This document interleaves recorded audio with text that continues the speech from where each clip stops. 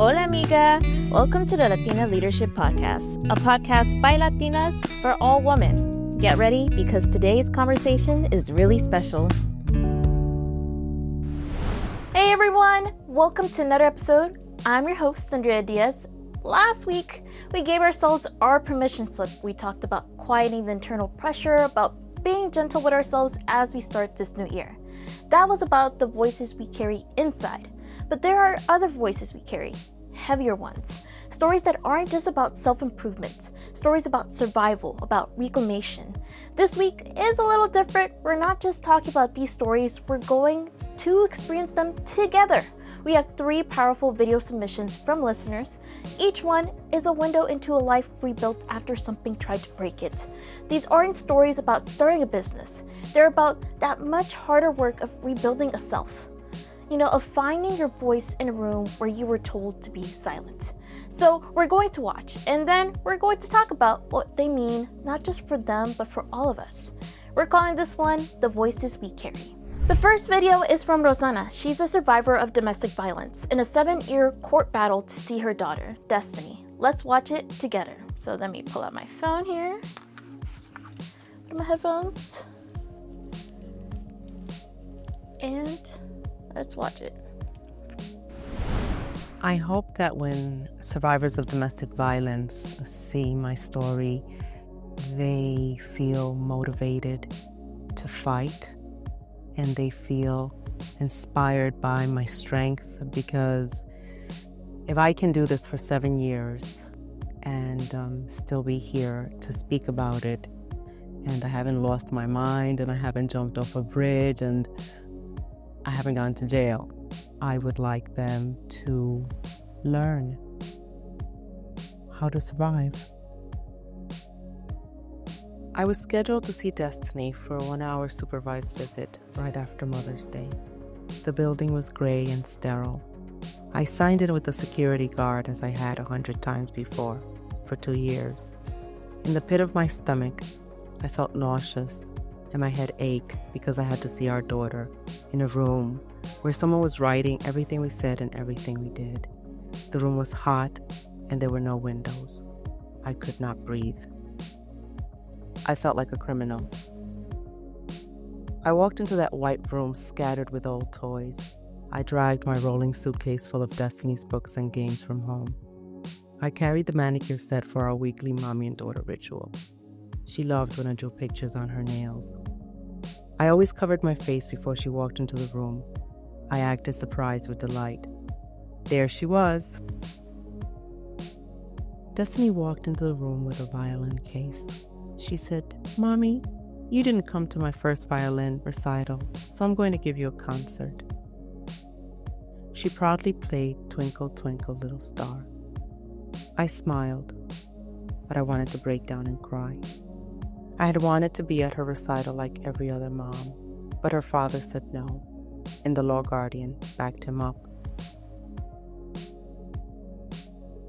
We started to sit at a little table in the corner of the room, but the chair was broken, so we sat on the red sofa, and she laid her head on my lap, and I stroked her hair, just loving being her mom.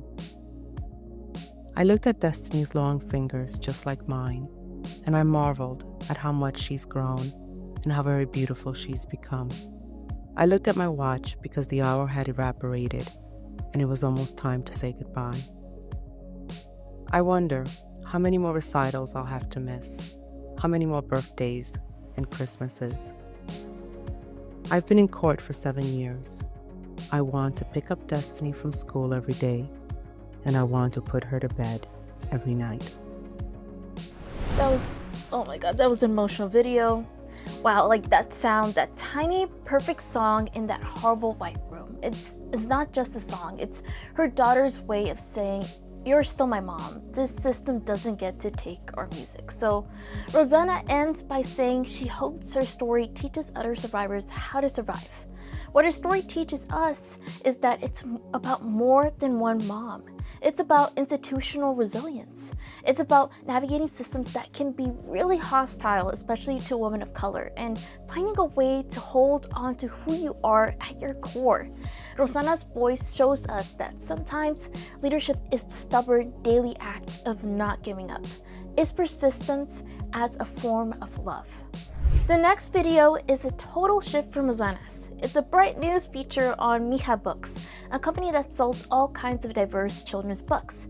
We meet Maritere as she's talking about her book, Tío Ricky Doesn't Speak English. So let's put our headphones back on and watch this together. There is one local author, Maritere Bellas. Good morning, muchísimas gracias. Thank you for being with us. You have a new book coming out. It's called Tío Ricky Doesn't Speak English. And let me tell you, Michelle, when we tell you about the story, it's something that I don't know if you can relate, but I can certainly relate to. Maritere, tell us about the book. Yes, Tío Ricky doesn't speak English. Tío Ricky no habla inglés. It's about a little boy that has to translate for his visiting uncle, which is the reality of many Latino and bilingual families that where the child becomes the voice of loved ones that don't speak English. So it's a cute little story about how Enrique discovers that translating is not a chore, but it's really an act of kindness and love. And it's a superpower because he can communicate in 2 languages. That is fantastic, and it's a great lesson. And as I said, Michelle, I can certainly relate to that. I remember going with my parents to the doctors or to certain appointments where you kind of had to, definitely be the translator. So it's always a superpower. Wow. What an amazing story, especially with Mija Books and their mission. And a superpower. Okay, like that part of it got me. I was that kid. I remember the weight of it at a doctor's office, being scared that I'd mess up a word. I never thought of it as a superpower. I thought of it as my job, and it felt heavy. Maritere is doing something really special here. She's reframing a collective experience so many of us have had. She's taking a job that comes from a place of necessity and sometimes from a parent's vulnerability, and she's flipping the script. She's telling kids, your ability to speak 2 worlds, that's an act of love. That's your strength. Why this matters for our community is that it is about linguistic pride and intergenerational strength. It's fighting any shame about being a translator kid and the pressure of adult responsibility. Maritere's work builds up our cultural pride from the very start. She's making sure the next generation carries that voice with pride, not with a burden. And with her work with Mija Books, she's creating a space where kids from various cultures can see themselves reflected through stories. Leadership in Maritere's way can give your community a new, better story about itself. Our third video is from Paola. She's an insurance agent and coach specializing in relationships and self-esteem. She starts by sharing that she is a survivor of domestic abuse. So let's watch her story together. My headphones back on. And let's watch it.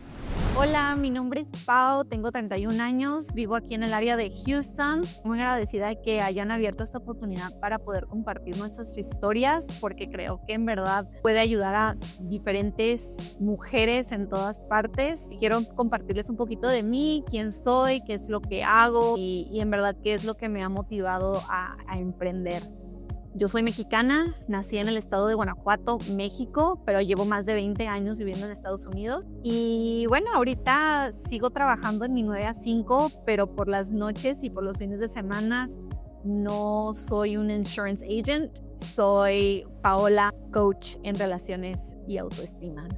Y mi propósito es ayudar a las mujeres a pasar de ansiosas a seguras. El comienzo de todo esto del coaching va más allá de querer emprender, sino querer ayudar a las demás a sacarles ese brillo que ya tienen por dentro, que todavía no se han dado cuenta, pero que siempre ha vivido en ellas.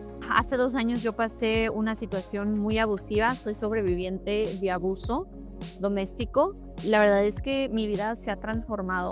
A partir de yo trabajar en mí, poner acción a mis palabras, buscar ayuda, levantar mi voz y creer más que nada en mí misma, en verdad fue lo que me abrió las puertas a conocer quién era yo más allá de lo que me había pasado. Mucho tiempo yo sentía que yo era una niña demasiado ansiosa, sensible, con muchas emociones, que algo malo estaba en mí, pero no había nada mal con quien yo era, sino con quién yo me relacionaba y cómo me relacionaba.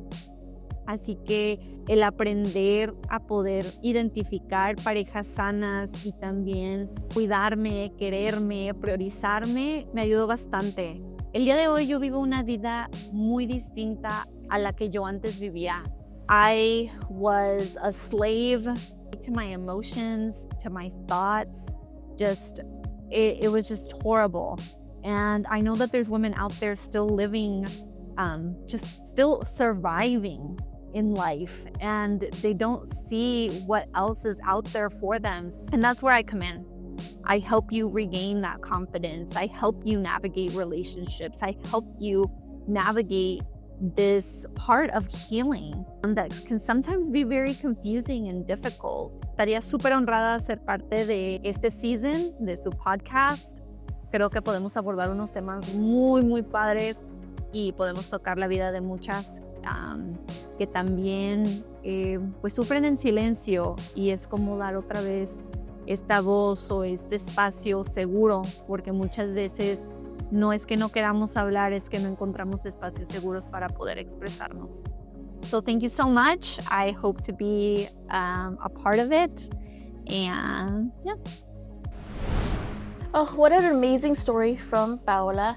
And what she said is so impactful. She said, there was nothing wrong with who I was. How many of us have believed the opposite? That our feelings or sensitivity were the problem. Paola took the story of what happened to her and she rewrote it where the blame belonged. She didn't take it on herself. And now she helps other women go from anxious to confident. So the big takeaway here is that Paola's story moves us from just surviving to what experts call post-traumatic growth. She points out a huge need in our community. We need more culturally aware, safe spaces to talk about hard things. She says many times it's not that we don't want to talk, it's that we don't find safe spaces to express ourselves. And her work is about building those spaces. This is leadership as a healing service. It's using your own healing to light the path for someone else walking the same dark road.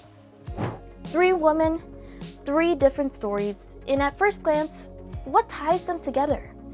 It's not just struggle, it's what they do with their story after the struggle. So Rosanna uses her voice as testimony. She speaks to show other survivors the map of survival, to say, I'm here, you can be too. And Maritere uses her voice as translation. She takes a common silent experience and gives it a new empowering name, a superpower. And Paola uses her voice as therapy. She turns her inner work into an outer guide, creating a safe space that was missing for her. And each of them took a voice that could have been defined by pain and reauthored it. They took the narrative and rewrote the ending. And this is leadership in its purest, most grounded form. It's about the profound act of reclaiming your narrative and using it to hold the door open for someone else. And its leadership builds on the legacy of understanding. So, what is the voice you carry? Maybe it feels heavy or too quiet or like it's not yours to claim yet. But your voice, as Rosanna's, Maritere's, and Paola has shared with us, isn't your weakness. It's your material. It's the exact thing that allows you to connect, to translate an experience and say to someone else, I see you, I know. You don't have to have it all figured out. You can start by acknowledging the voice you already have. That's how we lead, by carrying our voices and listening to each other's. If you have a story ready to share, you can send us a video, audio, or text by DMing us on socials, or send us an email at info@latinaleadershippodcast.com. To Rosanna, Maritere, and Paola, thank you for sharing your video stories with us. And to everyone listening and watching, your voice matters. And I'm Andrea Diaz, and hasta la próxima. Bye, amigas!